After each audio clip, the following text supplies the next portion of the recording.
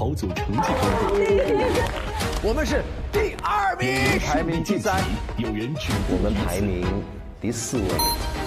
接下来我们要马上开启第2轮的跑组。本轮的考核将同时启动2个剧组，一部是男性的群像剧，一部是女性的群像剧。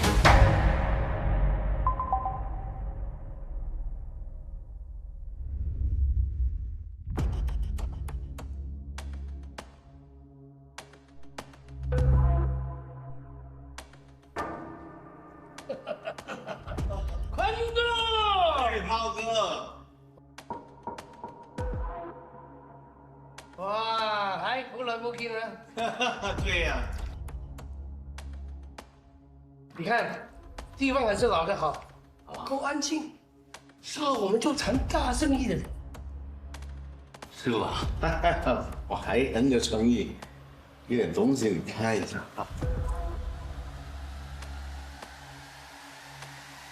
看，一丝不挂，无牵无挂，啥都没有，放心交易。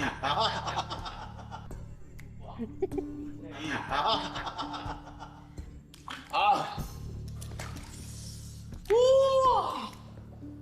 现在为什么还那么怀旧啊，炮哥？我说啊，还要我带那么多现金来，好久没吃过。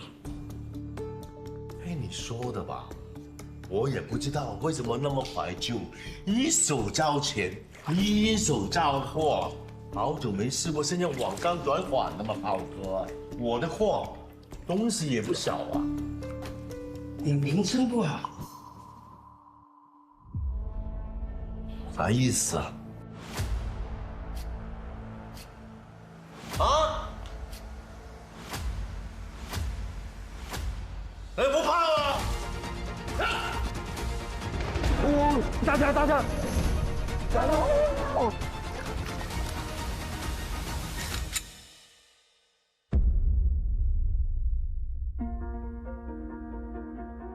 没想到，我一丝不挂，无牵无挂，还能长枪。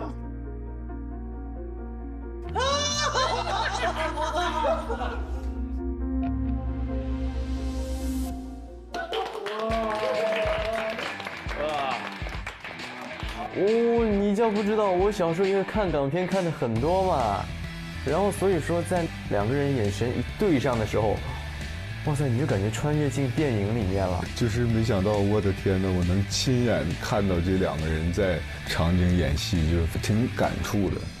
好了，大家看啊，在这个教堂里面，大家有时候都不会穿衣服，有时候穿的服装是统一的，所以在这个情况之下，怎么能分出那个是大哥，那个是小弟呢？如果万一弄错就危险了。志伟哥，你先示范一下怎么在没有服装的辅助之下，能演出大哥和小弟的分别，好吗？好，因为我们其实我都演过，演小弟呢，通常是我刚入行的时候，大部分都演小弟，小弟通常都是。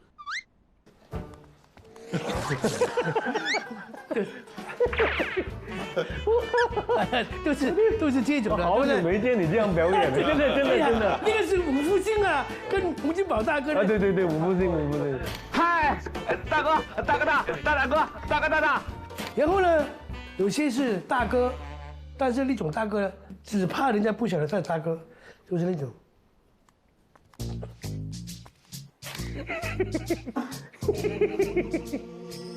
来了吗？这个我们这种通常都没有好收场。对。对，其实真正的大哥是真的是没有任何动作的，充满信心，挺起胸膛，听来就是。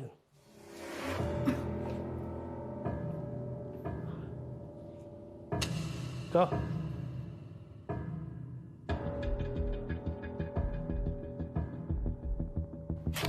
就安安稳稳的，那种才是大哥嘛，对不对？就看戏怎么走啊。通常大哥演都是一开始是笑的，因为他越笑，你越感觉担心。都是笑面虎啊。我碰到很多大哥都是，我这就去买东西，哇，那个老板贵到。我问他你认识我吗？在我面前讲价钱，就那种，对不对？就突然很多，但是我觉得明天的那个要拍他那个枪火啊，真宇大哥就厉害了，他把为什么他那个戏拿奖了？把所有黑社会的表情全混合在他一身上，乱炖的。对呀，他把那个角色演绝了。看过，很棒。对呀，我在《无间道2》的时候，跟振宇哥也演过好几场戏，都是我佩服的不得了。有一场戏我在大排档便当用枪挤的那场戏，演戏有时候就是这样子。哎，真的谢谢志伟哥啊！这个呢，我们要因为属于一个类型片呢，所以呢，在江湖上一秒你是一个大哥呼风唤雨，下一秒就被人家拿枪指着头跪地求饶，所以呢，一瞬间的身份的换转，我们要马上能体现出来，就是让大家，比如说我赋予大家一个角色，比如说。孝天跟黄硕，你们两个人演的话，先是父亲跟孩子，突然就说转，你变父亲，他变孩子，这个太难了，听不明白了没关系，听不懂吗？哎，让我们振宇哥来示范给大家。好，金凌晨，你跟哎父子吗？哎呀，父子留给你们了，都行。债主跟债仔吧，欠钱的，又来讨债了。怎么还是债主跟压寨夫人呢？你想？我有赛的。来，好，准备。来，好，预备，开始。哎，先生，哎哥，哎，这个怎么搞啊？这个咋了？哇，是你。我怎么了？你欠我的什么时候还？哎呀，我知道，下次还嘛。我现在没有。怎么是下次你没钱来那个泡浴？不是，就最近就是接了点贷款，银行已经催债。啊，银行不会打死你啊，我会打死你啊！你打死我，那钱也要不回来啊，对不对？你给我点时间，我一定会还给你的。我给你多少时间？我给你很多时间的哥。不是我那个钱，你说。其实我那个钱是拿来。你说。我那个钱是拿来给我父母治病的。你笑什么呢？哎，我查过你的账户了，你去赌钱，你怎么父母啊？笑，有什么好笑啊？转！哎，什么时候把钱还回来？啊？我什么时候欠你钱了？哎！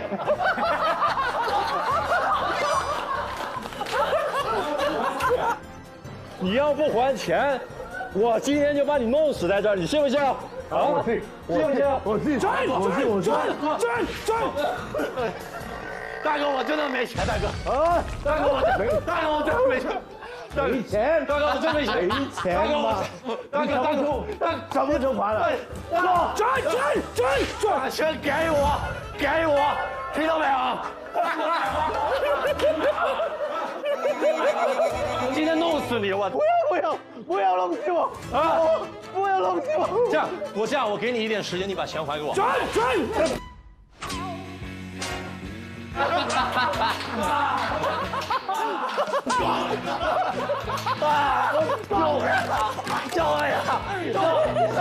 命啊！看！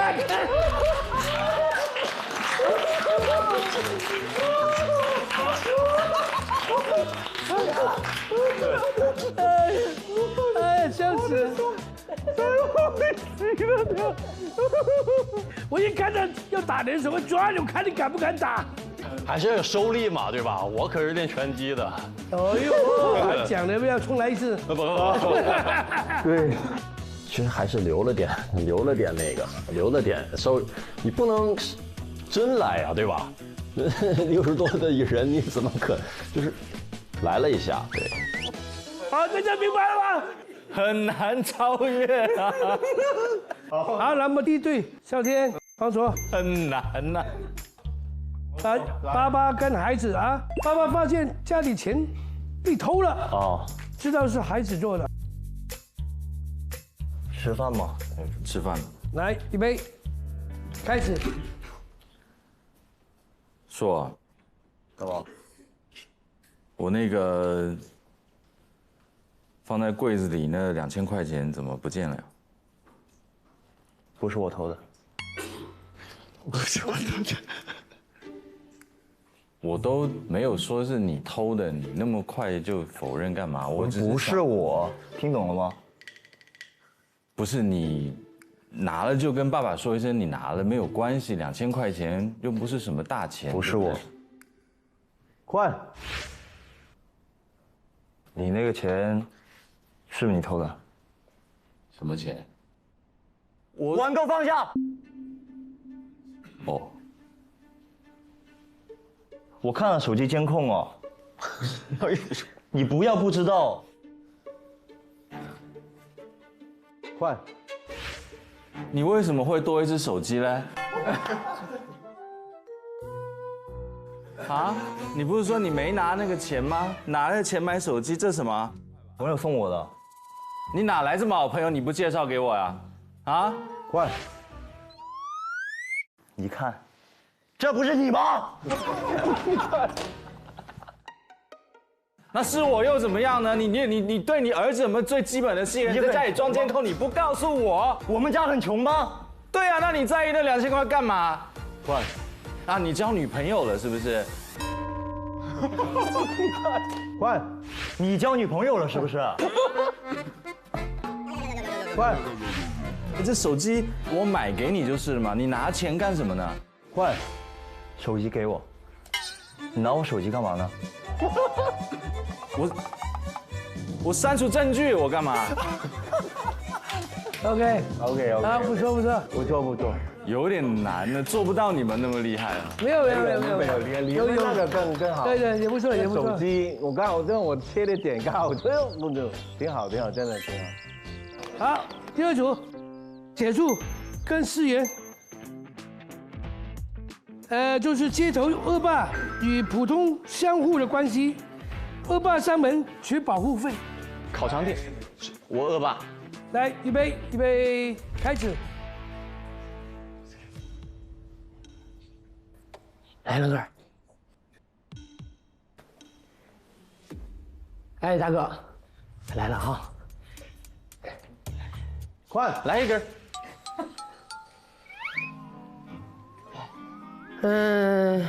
生意经营的不错。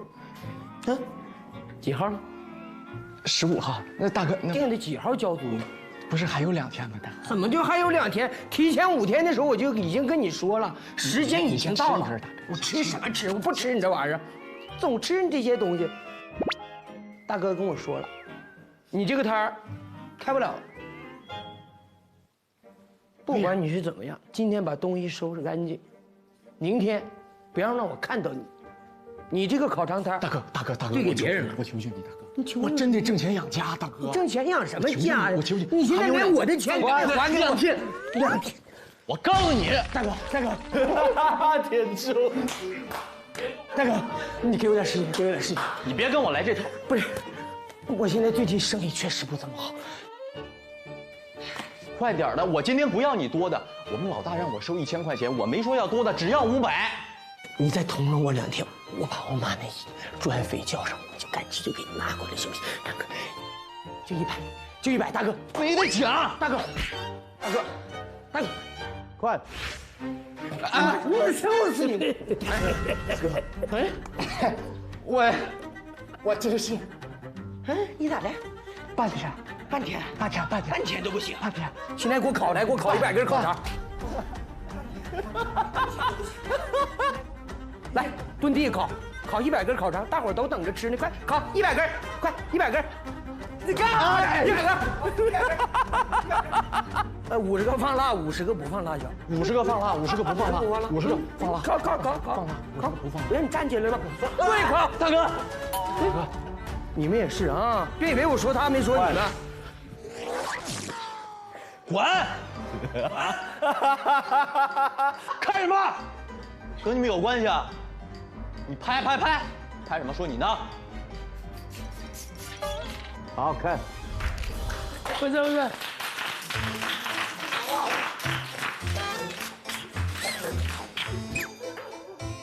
第三组是浩江、仁硕。其实我们刚才应该维持那个姿势，互换身份，但不要换姿势。你懂我意思吗？明白，会更有趣一点。明白。现在你们两位呢是一个拳手师徒的关系，然后师傅发现徒弟呢去打黑拳。哦，好难，这个好难。来 ，OK，Action。哎，说。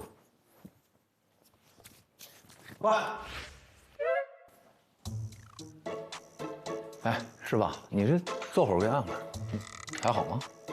挺好的啊，挺好的。你最近干嘛呢？我最近就那个，就是没干啥，训练呗。训练？对。我怎么听说你去打黑拳了？听谁说的？是不是？现在学会骗我了是吧？啊，张叔，学会骗我了？不是，是吧？你以后还想不想打拳了？我想打。你想？对。那你打完黑拳怎么办啊？你还能参加比赛吗？但是，你知道多危险吗？啊？我需要。你很缺钱吗？我要钱。你要钱干嘛？我没病了，他得做手术，我需要70万。看换。我需要70万。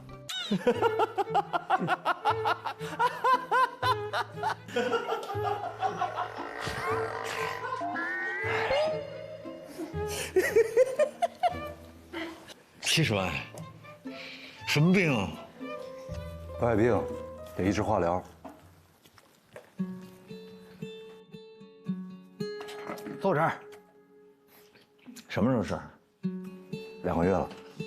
那没跟我说呢？你有钱吗？快！你有钱吗？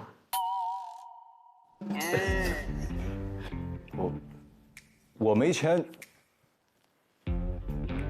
我没钱。真没钱，真没钱，我真没钱。但是，如果你打黑拳了，会被。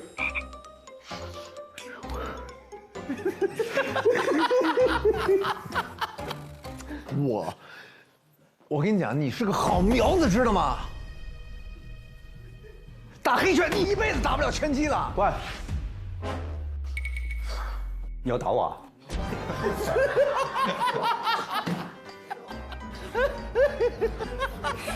不是，不是打我啊？不是，我没有。你现在这么厉害啊？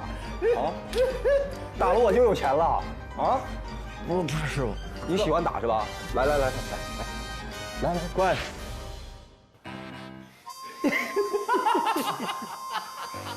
来，戴上拳头，戴上。你现在翅膀硬了啊！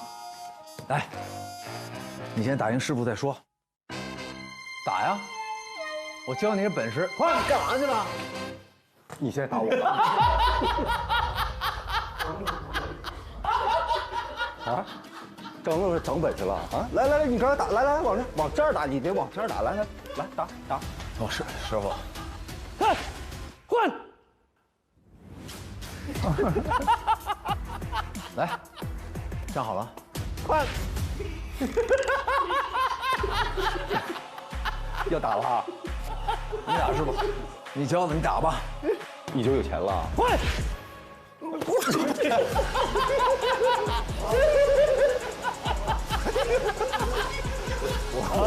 不想答应了啊！我真不想教你。我不想跟你动手啊！黑拳，前进！换！打我，打！你打！师傅，我错了。OK，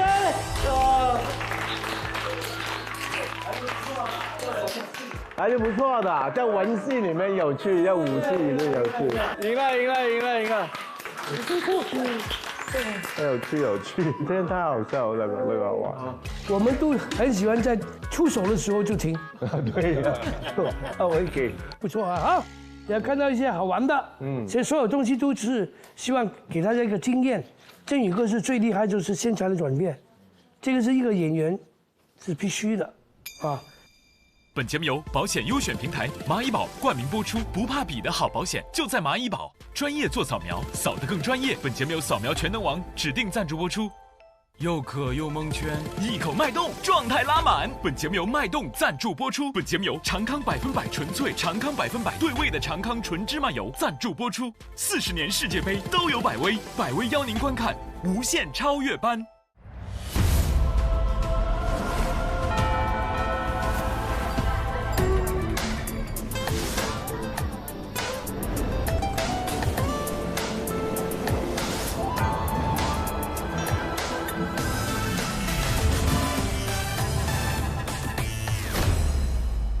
好了，现在就转到我们今天的主题了。你看，我们这些动作的电影通常都拳击啊、手枪啊、武器啊之类的嘛。枪啊，从杆这样指着，后来都已经成本事了，是歘跳出来，这个吴宇森那种。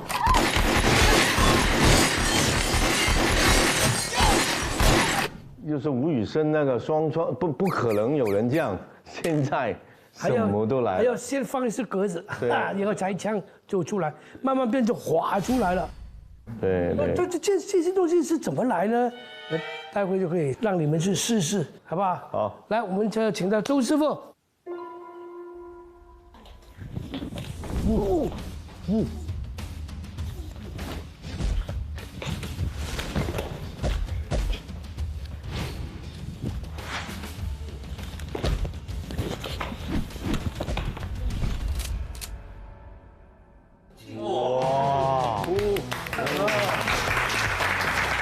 收小吧。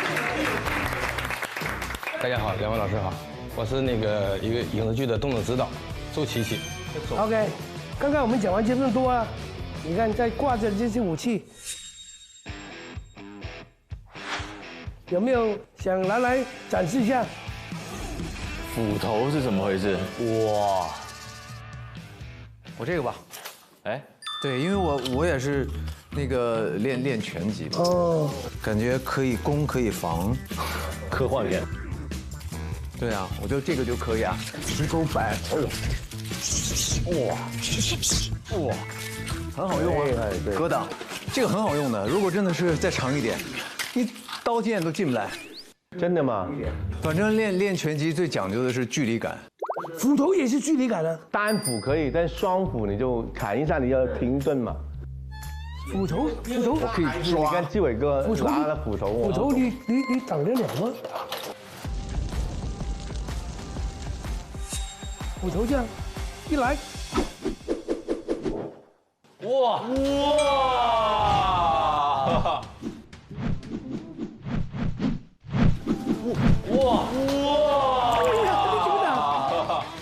哎呦，武行！对呀！好厉害！真的不好挡啊，这个啊！你看，来帮我把这个铁手套做厚一点。他懂的是吧？他武行你怎么挡啊？不好打，遇到不专业的可以，专业的有点难。对，但是你不想挡的时候就中了，你真的要挡，对呀，不挡更麻烦。你脱不掉啊？我一直在想，你那个斧头是怎么，的确是很难弄啊。旋风睡不着了，刚才想了，一直在想。因为双斧你真的有时候你要扶了。对，因为他没有给我空隙，他又是防又是打，就很难弄。他呢，双斧是什么呢？跟双刀一样啊，他是跟着身体走的，他又是防又是打，他是卷着身体走的啊，劈，这样打的嘛，所以你都跟着不停的这样，永远在。对呀，你是很难的。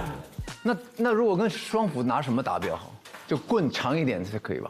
你就跑吧，你为啥还要打呢？你看见就跑，你就跑啊！也对，对我应该永远跑到那边去拿把枪，对不对？但是，哎呀，太认真了。那个时候我是真的想找到距离，然后就找区别。我展示一个啊，棍呢？哦，好，在铁柱面前耍棍。见者知道，剑道。哎，这太不行，这个太那个啥了，你太高了，我得进去。对，本来想展示拳击的啊。小心了，这位哥，他会脱手的。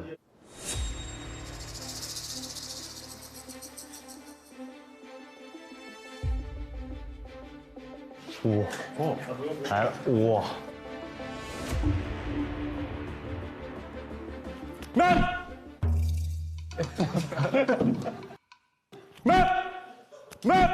好。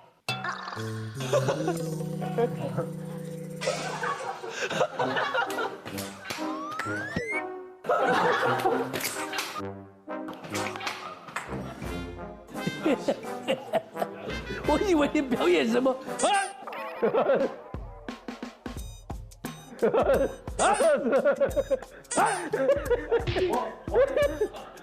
我也只上了1节课，我上，还有谁？还有谁？我来棍儿吧，点地，1、2、3，打拉，1、2、3。这个精细的，对，上面好厉害。还1、2、3人打回来，他那个盘棍其实很难的。对，嗯，好，还有谁？扑克牌，把这折一下，好，这样。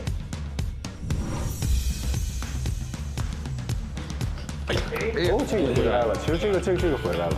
来，这是一种关法，这是一种开法。哎，不错。然后像有的这个样子。哇，这个有饭，有2手啊。好啦，就是开关的意思了。哎呦，哦，还有谁？哇，没想到啊！哇哟！哎，没有这个以前练过一点点。每个人就有一点对，有技能。所以这就是我们拍这些戏啊，通常都会用到的。这个是我们中国人的骄傲啊！我们打出国际都是靠这些小玩意儿，就中国功夫，还有这些创意，能够让外国人也看到，真的，他们对我们中国电影是特别喜欢，所有动作片都是。好像成龙大哥也是一个跑酷的运动员，因为李小龙提出 MMA， 但是，成龙大哥就带起跑酷。这2位都是让大家相信真实的，李小龙是真实的，成龙是真实的。对，用这个肉身做给你看的。对，真的用身体用命来的。我想他们现在都没有机会看一个实弹的，或者是比较少。我意思他们现在都是用那个空包弹，就假的，光有那个声，没有那个。连这个都如果有剧组省了，对，其实不是你自己做办，所以很多演员就自己嘴巴是棒，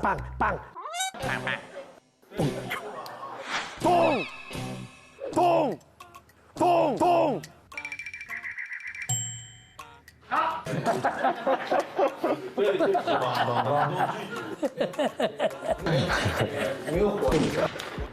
来，老师你来介绍一下。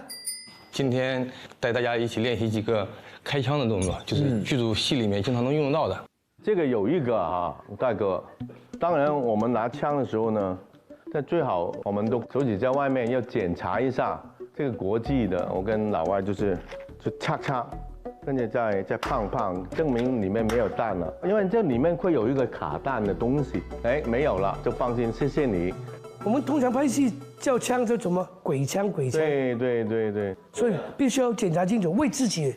第二是手不要在里面，你没有用，你不要去扣。对，一定要手在外面比较好，所有都要放在里面。当你挤的时候就慢慢，因为很容易就已经到了嘛。就是这个。来，周师傅，你来示范一下，来大家看看啊。来，那个咱们俩配合一下。好。两个人走位就是第一时间就是我往这边走，往这边走，对，我往这边滚，你往这边走。我左边滚还是右边滚？对，你往这边滚。对，到了这个位置，咱俩交叉回来。哇塞，哇，来，你往这边走。你穿了长裤，穿啥裤子？没有，就是他这两个膝盖交叉，对，这个膝盖下，这个膝盖跟，就一个起。哦，就不是一个单独的表演。哎呦，是这个意思吧？哎呦，是这个意思吧？你比较像一个腿有毛病的人。他这个到底怎么转？哎，挺难的，哎，挺难的这个。它是一只膝盖，一只脚，一只。对呀。它是两个借力，它不是这样拧的，它是一个、两个、三个。一个、两个、三个，没有对，差不多。你要看清楚人家怎么搞，你身体转干嘛？你不是身体带脚，是脚带身体啊，哥。对，用两个膝盖带动身体一下的接力。来，新源跟铁柱，你们两个示范，预备，开始。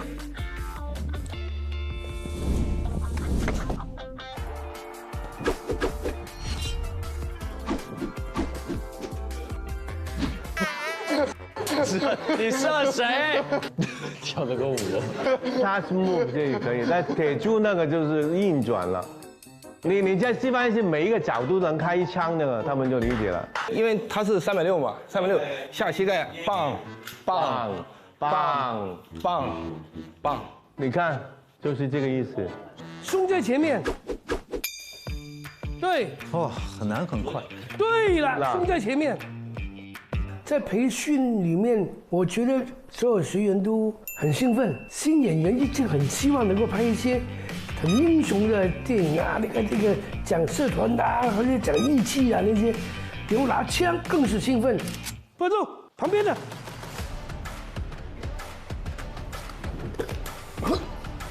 哎，还不错。等会儿。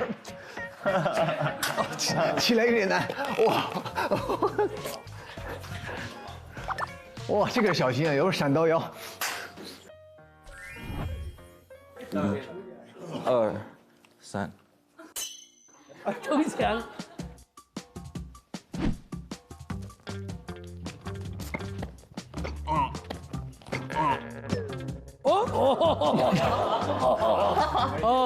好，我也感到好痛。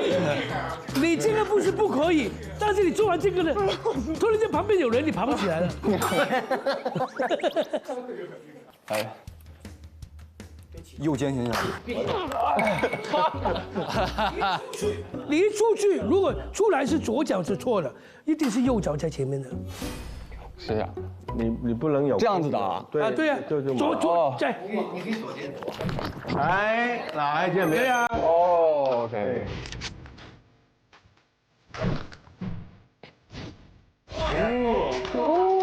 不错。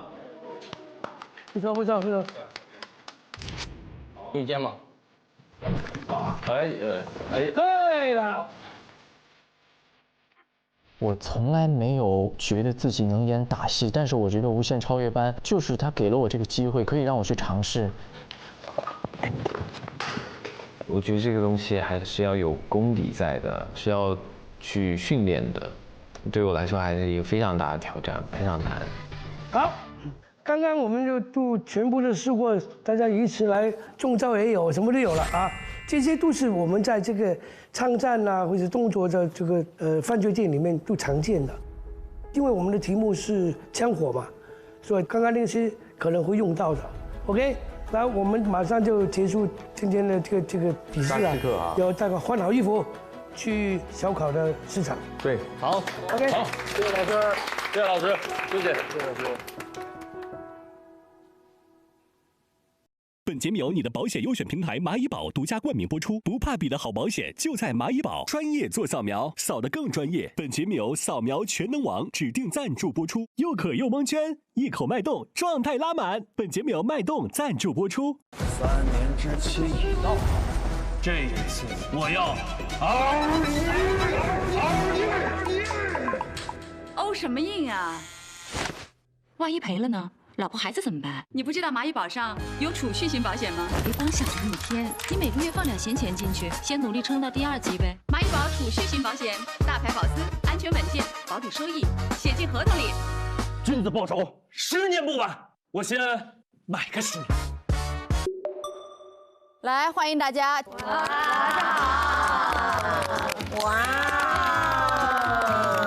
今天呢，大家换上了练功服来到这里，是因为我们这次的拍摄剧目是《峥嵘岁月》，讲述的是发生在70年代文工团的故事。所以现在我们所在的地方是文艺汇报舞台的训练场地，因为文工团需要参加各种的文艺汇演，每一位的成员呢，也希望你们是能够多才多艺的。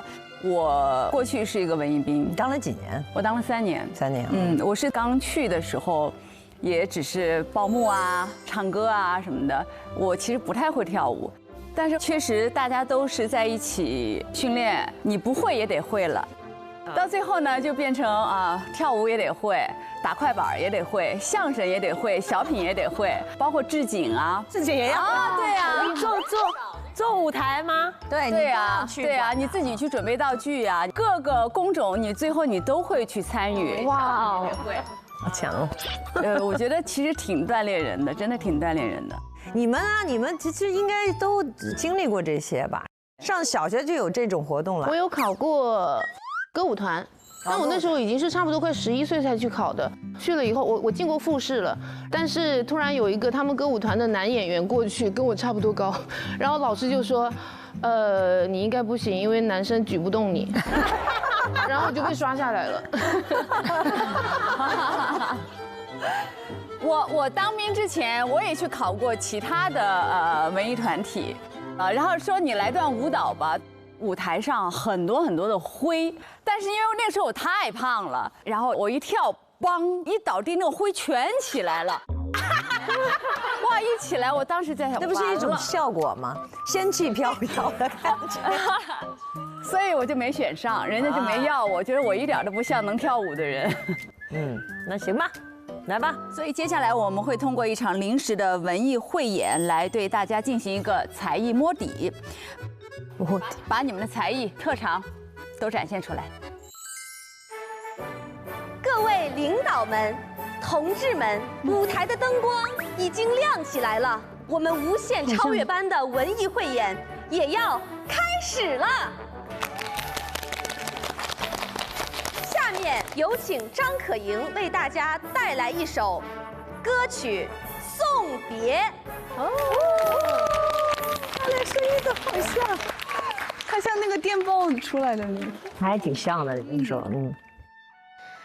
长亭外，古道边，芳草碧连天。好像。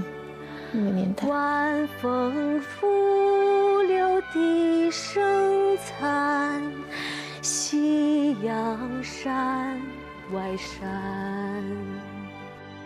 哇，那感觉了我们。天之涯，地之角，知交半零落。好看啊，太美了。好有那个味道啊！对，很好，很好。哎呀，谢谢大家。好了，第一个搞成这样，不敢去了，压力给到。哎，先不聊，来，我觉得啊，他开了一个很好的头。这个年纪的话，他其实有这种年代感是不容易的，因为有年代背景的戏，你那个自带的年代感是很重要的。而且你那个声音条件也很好哈，但你要说你的眼神再多一点就好了。下一位，上新月同学为我们带来《舞表演，大家掌声。Vengo en busca con la musa de algo nuevo. Dime qué pasa o pasa mañana. Papi, por mi cara que tú gozas. Papi, vamos a hacerlo toda hora. Adentro del mar, tú quieres nadar. 挺优秀的哈。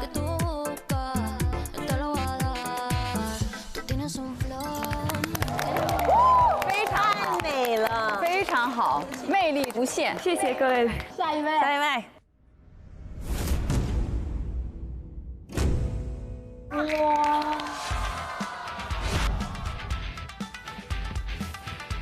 谢谢，成功。他能起来不容易呢。故人西辞黄鹤楼，烟花3月下扬州。 哇，灵活，很柔软。两兄啊，应得啥子女红妆？两兄，你愿不愿配鸳鸯？好听，都多才多艺啊！下面有请苏琪为我们带来舞蹈表演。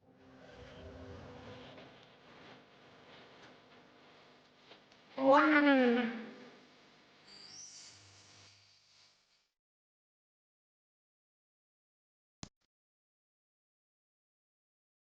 哇！哇哦！哇哦！哇！好厉害，真棒！很好，我给大家出黑板报。 雷色晨光，涛卷流年逐浪，无畏张扬，限定此间年少。舞鞋旋转，青春于潮色里，低吟浅唱。啊，藏头诗啊，没有看到。献给我们的刘涛老师和郝雷老师。雷涛没关系，我们俩的雷涛。接下来我们要正式开始我们的一个训练课程。 肢体开发课，让大家学习怎么用肢体去表达情绪。这个训练呢，叫做元素训练，有风、有水、有火，我们就分别去操作这个训练。就是你就是这个元素的本身。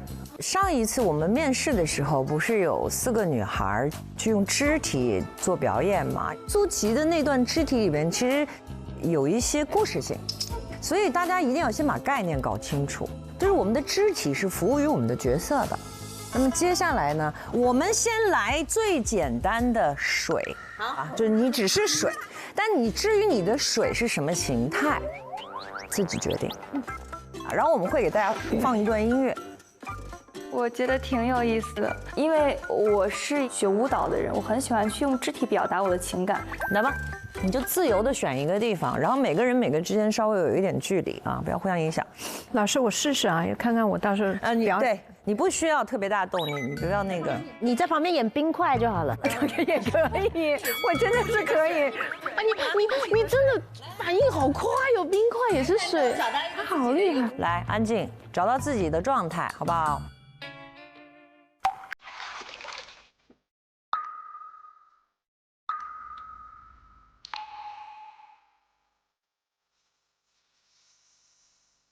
在这个当下，我唯独能够想到的就是水是流动的、缓慢的、优雅的。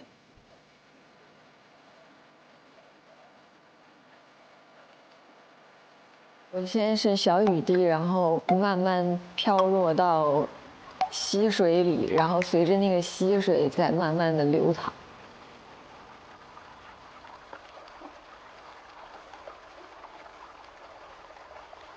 我是在一个阳光下的小溪，在这里很享受，然后跟着这个水的流动，然后慢慢的，我享受这个阳光。还在想象，对，还没找。这是杯子里的水，然后被打翻了，躺到地上，然后慢慢的随着它的地形在流动。就是这太美了，都是有点美。 学过舞蹈的吧？控制欲太好了。它的每一个形体都像舞蹈，是吧？对，不自由。你别看它有些美，但是实际上就是你能感受到他感受到了水。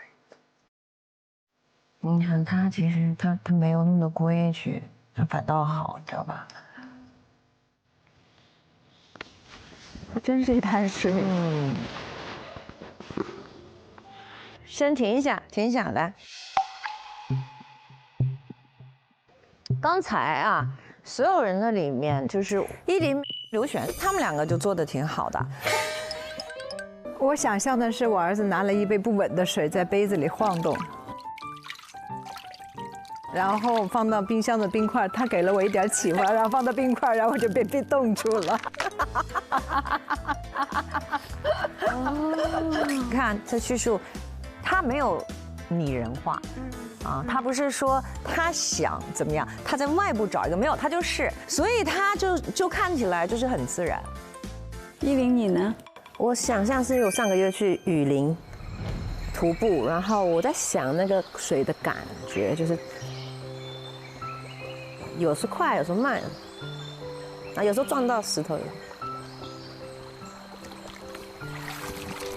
所以我就选了一个这个地方去感觉一下当时的感觉。依林没有经过这个专业的形体训练，所以他没有一个姿态感，但是它的质感会让我相信它是水。那其他大部分的人还想着我怎么美，我很美，我很美，没有水不会知道自己美的，明白吗？明白。就是尤其是苏琪呀、新月学舞蹈的，脚哪有一个水脚绷得那么好，你知道吗？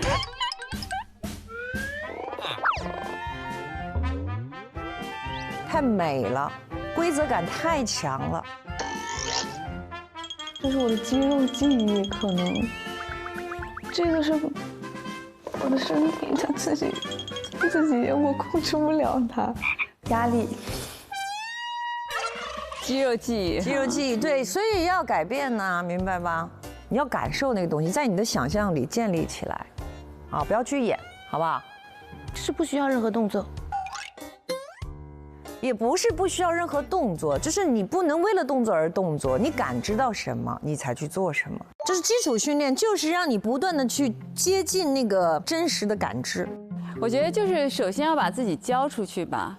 就有很多人接到剧本以后，他都还是在自己当中，他并没有在角色当中。对啊，就是你要热爱心中的艺术，不能热爱艺术中的自己啊。你得把你的身体腾空。让给这个角色的灵魂。好，那咱们进入下一趴。风怎么疯啊？风是什么样子的？要想象。哦，吹走了，吹回来。来呗，来。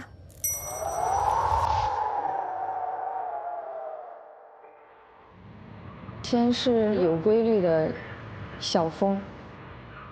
渐渐的风越来越大的时候，就是乱刮的风，左边刮到右边，又刮到前面。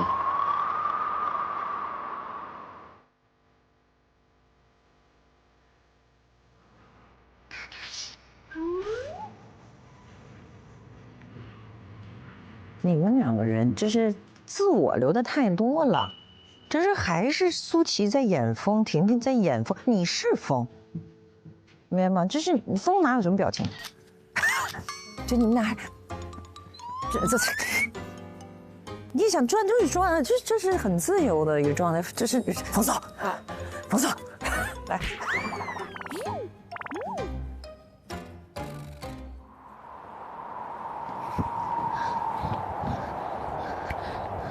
来停下来，来张妍继续来看他。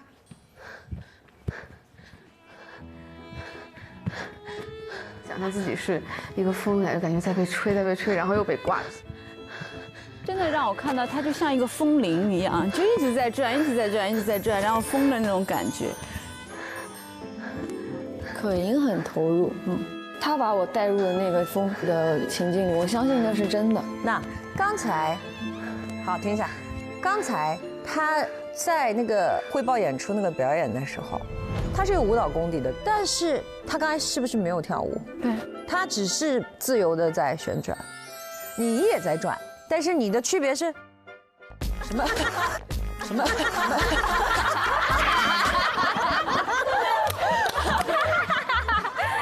叫他扫腿舞，扫腿舞，就你懂那个啊？就是符号感、姿态感，不要那些东西，你懂吗？来吧，最后一个火吧。你想火怎么演？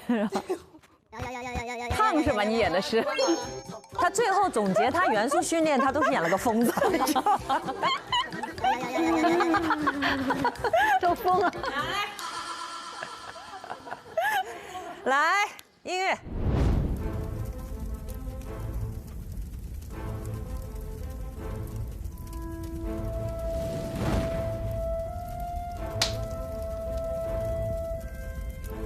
看柴火在烧了。可以的，想象力很好，非常可以嘛。被风吹着，对，不错，可以不错。这是比刚开始的时候都要好，所有人都是有进步的。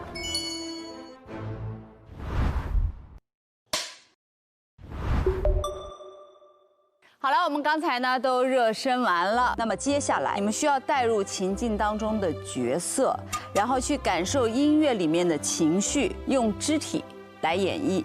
第一组呢是谢依霖、熊黛林、刘璇。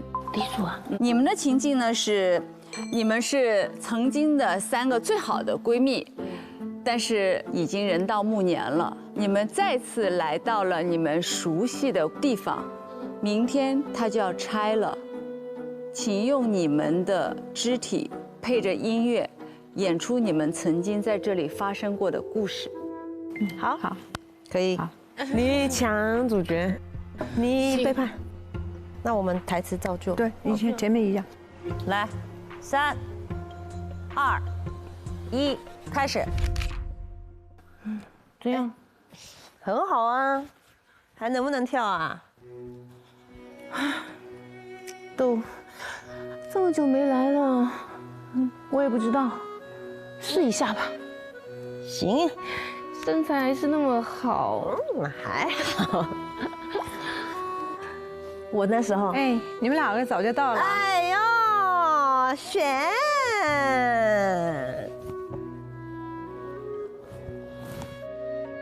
哇，这里变样好多啊！你看，以前我们哇这么长的队伍，是，但是现在一个人都没有。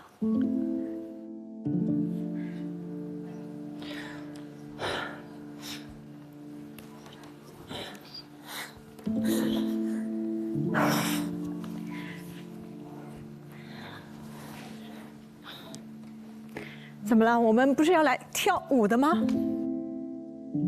还跳吗？跳啊！还跟我跳吗？你还抢我位置吗？你还生气吗？我生气就不来了。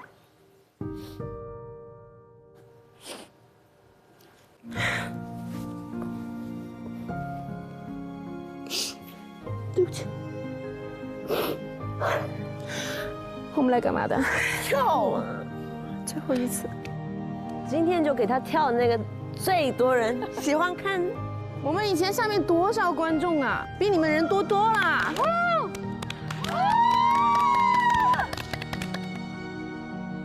这首太悲情了 ，OK？ 忘了我们是什么吗？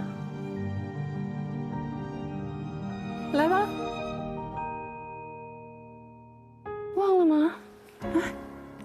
手忘了呀？忘了。往右看，再往左看。我老是忘。那你都不能站中间，我跟你说了。哎，等一下，踩，小心哦，踩，右脚，换左脚。哎，我这好像还没有生疏哎。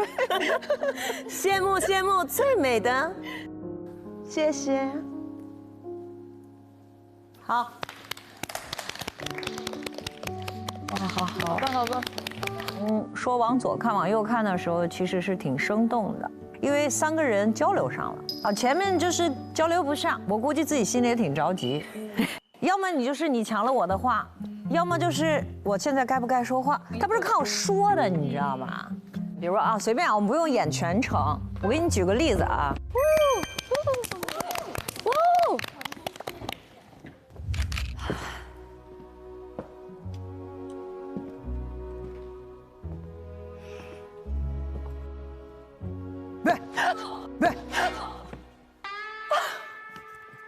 你来不是这个样子，烦死了你！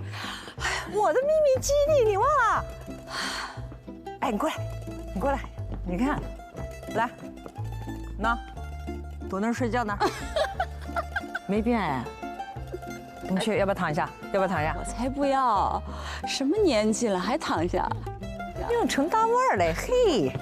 你们好吗？好。是不是一下子就有一个？你知道我们曾经是有故事的，就不需要演一个你是我好朋友。就包括刚才戴琳说什么，你还生我气吗？生活中可能是这样的，可能来了，哎，刘小姐，什么意思啊？你想我什么意思呀？看不懂啊？看不顺眼我就不要来啊。我先来的。哎，你永远就这个德性。你不就喜欢我这个德性吗？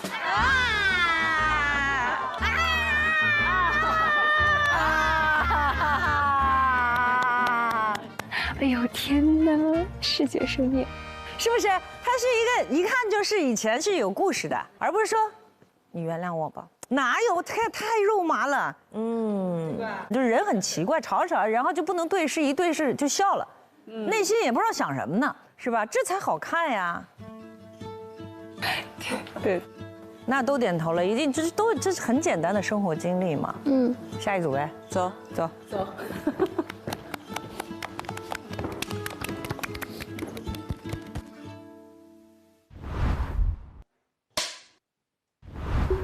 我们刚才的这个练习啊，主要是看一看大家运用肢体的能力是怎么样的。那接下来呢，我们谈一谈这个个人经历，好不好？因为其实我们在座的也有一些朋友有过团体生活的经历，大家也可以分享一下自己离开团体、离开朋友，或者一段很深刻的感情，有没有什么特别分别时刻、一些难忘的时刻？我最近有一个感受，就是之前我们《小时代》在拍戏的时候，我们就拍了1、2、3、4嘛，然后都是连着拍，然后我们整天就是都在见面，然后整天都嘻嘻哈哈、玩玩闹闹，然后最后3、4拍的有点困难，又有点辛苦，最后就大家一一的杀青了。我们杀青是分开杀青的，所以我们没有正式的说再见，从来没有过。然后后来在上映10年后，11、12年刚好有一个工作室，我们终于是4个人在一起。可是那一天晚上我们就聚在一起聊天，然后那时候当下想说，哇，是真的很舍不得离开，就是，然后又觉得啊，好年轻哦，你怎么就说再见了呢？应该那个时候要好好再见，然后就蛮舍不得的，我们那时候真的从来没想过，原来4个人聚在一起这么难，真的是很傻。那个时候一直觉得大家还会再见，还会再见，还会再聚，但是事实上其实不一定，就是命运有的时候就会很快把你们推向远方。那你为什么刚才演的时候不把这段经历用上呢？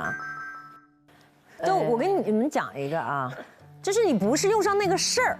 而是用上你那个情境当下的你的心境，那个不舍。对呀，这很好的经历嘛。我有过那种跟很多女孩在一起生活的经历，然后我印象深刻就是我离开宿舍的时候，然后我也没有跟他们说，就是不想要那种大家都送我，然后哭的不行的那种情节，然后就默默的把我的房间打扫好，给那个朋友们发了一个信息，我说我走了，可以去找我玩还是什么的。然后我还说那个我房间沙发是新买的，谁要就把它搬走。其实没有很悲伤的场景，他们就蜂拥而至，把我房间留的那些东西，他们有用的就搬走了。这是我印象最深的一个离别的场景。哎，我跟你们讲一个，你知道我特别听不了一首歌啊，就是小虎队的那个《一路顺风》。我为什么听不了这首歌呢？我最开始没考到上海戏剧学院之前啊，我就做演员了。然后当时是我爸开了一辆车，从我的老家通化，就是带着我去长春。然后我的同学们就来送我，你本来那么小的年纪离开家就挺难过的，但是大家都没有表现出来。但我就强忍着，我也没有回头。这时候就后面好大的声音集体唱。那一天知道你要走，我们一句话也没有留。我的天哪，给我哭的！我们家到长春大概当时是4个多小时，我哭了4个多小时。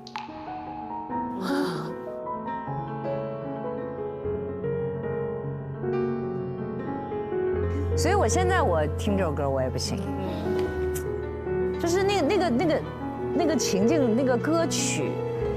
当时我在车里的那个车的速度，甚至这个前奏，甚至那天的空气，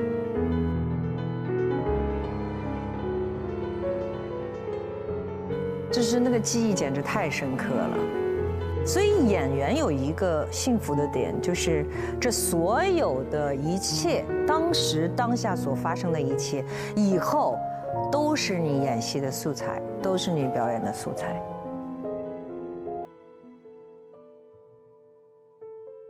我听完，哎呦天哪！因为我也有一些分别的那个，就是我还讲跟我队友吧，因为跟他们时间是最长的。我就现在还记得我的同龄的那些所有的队友，就是每一个我送他们的时候那种离别的感受。乔亚，我们年龄是有3个比较年龄相仿的。那天晚上去给他送行的时候，是我跟叶玲玲，我们背着巨大的行李去到了这个火车站的行李托运处，我就看着他，然后就想到4年前，我真的是在同一个地方带着希望来的。还想到了当时在接我的那个教练给我处理行李的那个画面，一下子就浮现上来了。我就跟乔亚相对的时候，马上那个泪就落下来了，包括现在我都记得。然后还有叶玲玲，我们俩是闺蜜，我们不是要控体重吗？我们就在林清要退役的时候，我们就坐在6楼的这个宿舍的这个楼梯口，就这样，真的是肩并着肩，这样头靠着头，就在聊那些我们曾经为了欺骗教练，喊坚持的暗号。然后我们对，然后又有这个吃着冰淇淋，我们要控体重吗？但是他第2天我就是要给他送行，然后我们俩就是那个场景非常的。画面很具体，就那真的是火车缓缓的开，他头伸出来，然后对我招手，我们俩一看的时候就又泪崩了，就反正这种场景，我就觉得哇，我们在那个时候就是并肩作战的好战友。我那种失落，我感觉到的就是说，不只是跟队友的不舍，其实我送走他们的时候，是把自己跟他曾经并肩的自己也送走了。就是那种感觉，是的，对。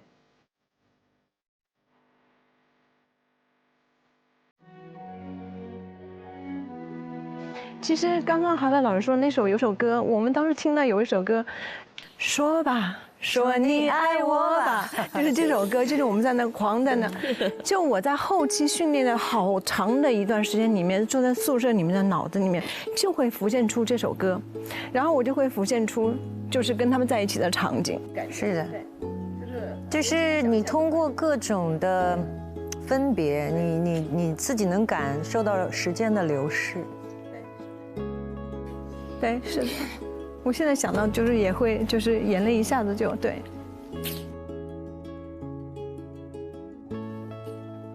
谢老师，我想讲一个，我本来不想讲，但是我听到这儿，我突然想讲，就是在我小的时候，然后我们一起出去这个国外演出，当时舞蹈队里面有一个姐姐，我到现在都非常印象深刻，她跳舞跳得非常非常好。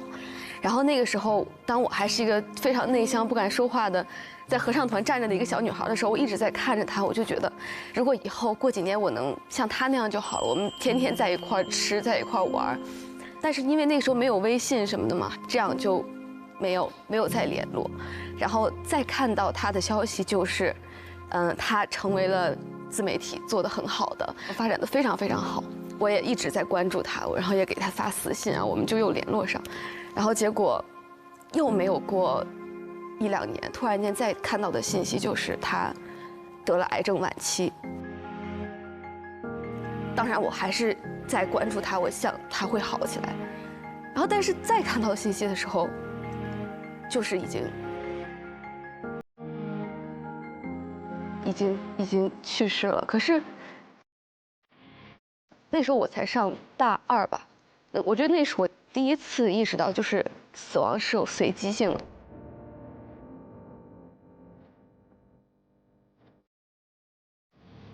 就从那以后，不管是跟身边的任何人，我觉得就是我们真的要好好说再见，就是因为真的不知道什么时候就是最后一个，就是很珍惜。就有珍惜当下，当下，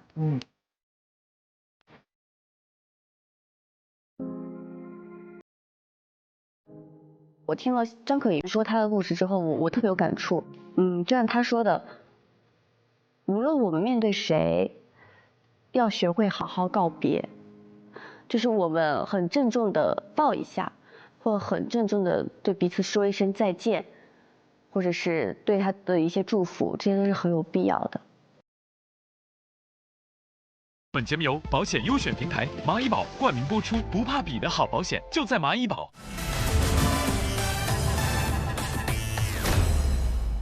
本节目由你的保险优选平台蚂蚁保独家冠名播出，人生每一幕都有蚂蚁保守护。蚂蚁保为你优选储蓄型保险，安全稳健的大牌保司，同类产品的第一梯队的收益水平，小钱稳稳滚大，保底收益险人合同。上支付宝搜蚂蚁保，选无限超越版同款保险。